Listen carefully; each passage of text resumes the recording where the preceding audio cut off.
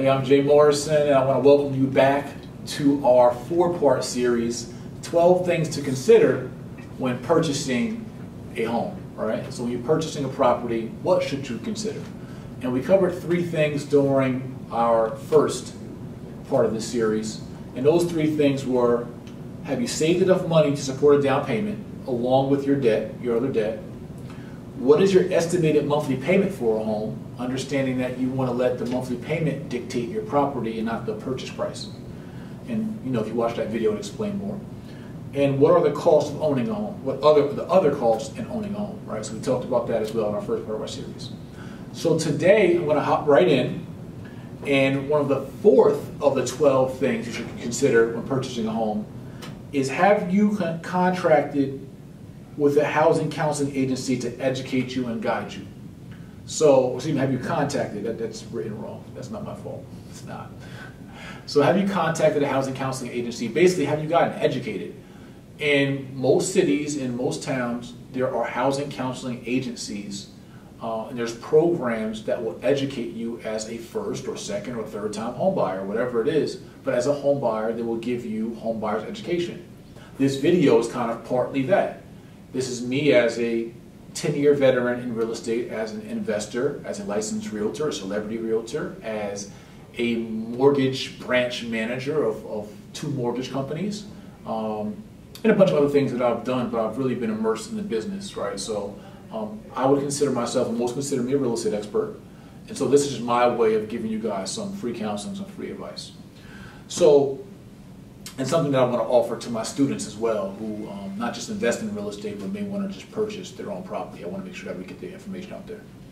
So you guys can utilize a housing counseling agency, though, in your town to sit down and go through an actual home buyers program, right? NACA is one of them, and there's other agencies throughout the country. So don't be lazy about that if you want to get more in-depth hands-on training and information before you purchase.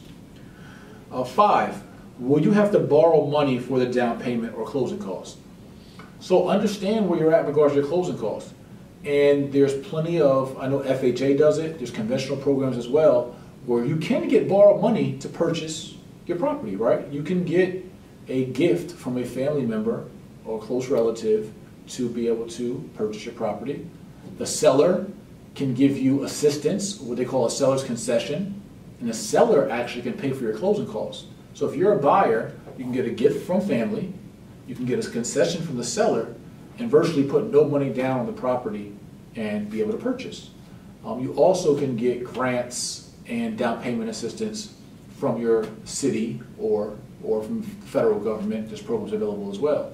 So look into all those programs and options for you to be able to put less money down and leverage grants, other people's money, gifts, etc. But don't do it in a way, which we talked about in our first video, in which you are not prepared for the other costs that come with purchasing a home. And so 6, are interest rates expected to rise? So have a good feel of the market, watch the news a little bit, ask some experts, ask your mortgage professional, your banker, is there expected to be a spike in interest rates, right? Something substantial that would really throw you for a loop. But the great part is if you get a fixed rate mortgage and you lock in now, then you don't have to worry about what happens later on. So it'd be better really to buy before they do rise, if they are rising. But knowing if they're going to rise or not, or having an indication of that, will let you know how fast you need to move on purchasing your house. So that's something that you should be aware of. And so that is our 3 questions, or 3 questions and answers for our 4-part series on 12 things to consider when buying your property, right? So we covered 1 through, what did we get through? 1 through 6, and we're going to do 3 more, 7 through 9 in our next episode, and then we'll wrap it up. So I want to keep these videos short so you guys just get the information and get to going. But I want to welcome you back for the 3rd part of this series, 12 things to consider when buying a home, with me, Jay, Mr. Real Estate Morrison. Make sure you like this video, comment below, share it, and subscribe to my YouTube channel for more great wealth building information.